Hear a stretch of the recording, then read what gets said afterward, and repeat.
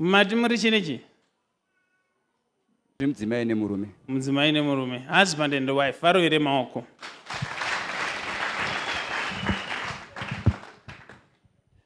Chaita kuti munyatsotungamizana muchiuya kuno chii mama? Chichironetsa.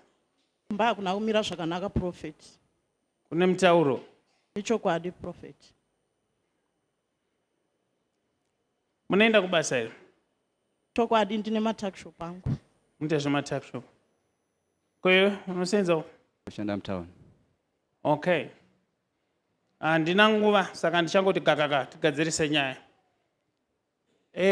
Mane makore mangani mina maid wamina? 2 years.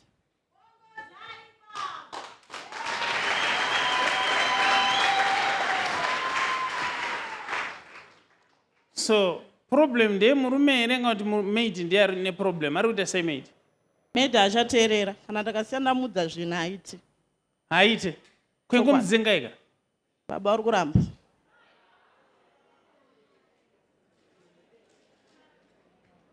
Tikwanise kuti vamudzinge because haana kana problem, munhu anonzwisisa, haana dambudziko.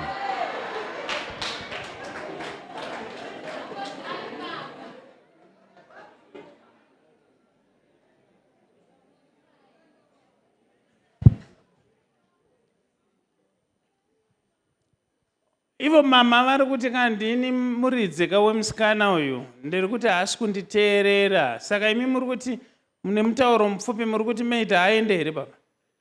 Pastor, ungangodzinga munhu asina mhosva.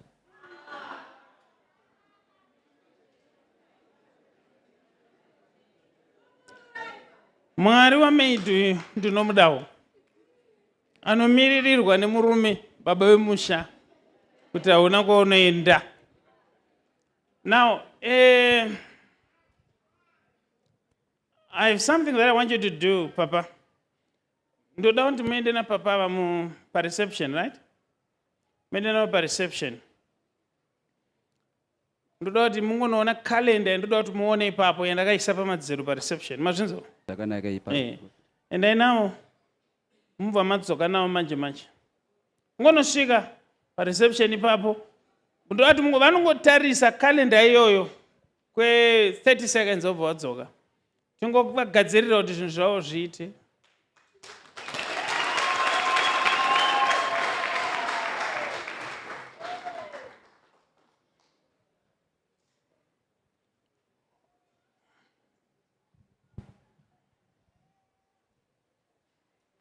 Mama, imima handiti kumba kwenyu kune upfu hwezviyo hunongobikirwa baba chete? Chokwadi prophet. Imimi nevana hamudye upfu hwezviyo, iyo ndo vanofarira kudya zviyo. Chokwadi prophet. Ndanzi muchibva panapa endai munorasa upfu ihwohwo because ndo makaiswa mushonga uri kudyisa murume wenyu. Saka the moment yandoda kutaura naye ndichamurutsisa but even akadzokera akangonodya upfu ihwohwo chete hazviite. Saka ndoda kuti patinonorasa upfu ihwohwo chamugadzirira panapa paanodzokera kumba munoona kutotaura kuti maid garwe pasi.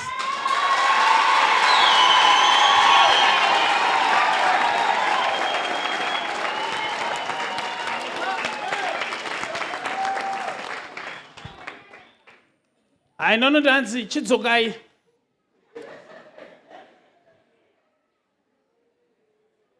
So ndo chete zvandoda kuti muite. Mazvinzwa? Saka vakatosotwa zvokuti kana imi mega munyatsona ipapo akati chine nyaya yevana pano ndomusiya anoti chokwadi prophet havatodi kunzwa tichitaura nenyaya yamaid. Kumukatitora vanobva vatoti enda iwe usiye vana vangu, maid anosara chingeti. Okay. No, it's fine. Kaitono to akuere.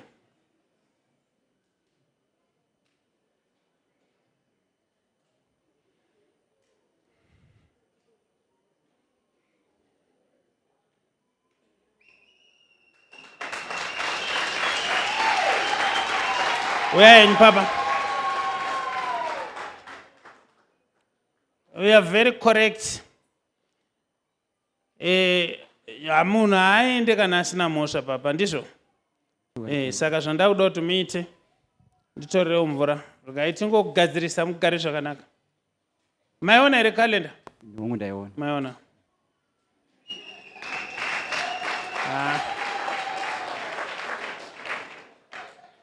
Alright, ndipe inotonora ndite zvimwe. Haina freezer. Haina kai. It's fine. Ndipe tono.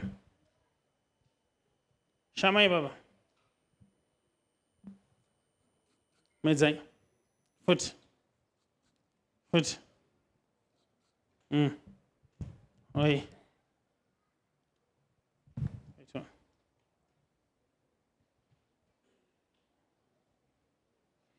Hear, Father, hear my prayer now. In the name of Jesus. Amen. Inungai kushika maafu mchaka mireba.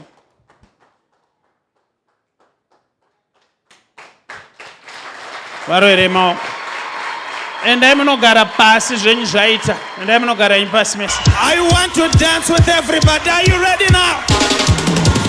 Goodness and Mercy Ministries with Prophet T. Freddy presents Gweru Revival Night on 27 February 2026 from 9 p.m. till late. Yes, munhu wa Mwari vachange vari mugweru. Man of God, Prophet T. Freddy uzabe khona eGweru mhlaka 27 February 2026 kubva na 9 p.m. kuze kuse Alice Building, 2nd floor, 6th Street, Gweru CBD. Page Gonezesa. Mukana wema one-on-one na Man of God, Prophet T. Freddy unenge uripo. Gulabo abafisa ukubonana lo Man of God, Prophet T. Freddy one-on-one. Ithuba likhona. Contact 0778 059 270 0778 059 270 or 0712 528 094 0712 528 094. WhatsApp 0786 318 886 0786 318 886. 27 February 2026 Gweru Revival Night na Prophet T. Freddy le Goodness and Mercy Ministries, the home of prophecy, deliverance, word and prayer.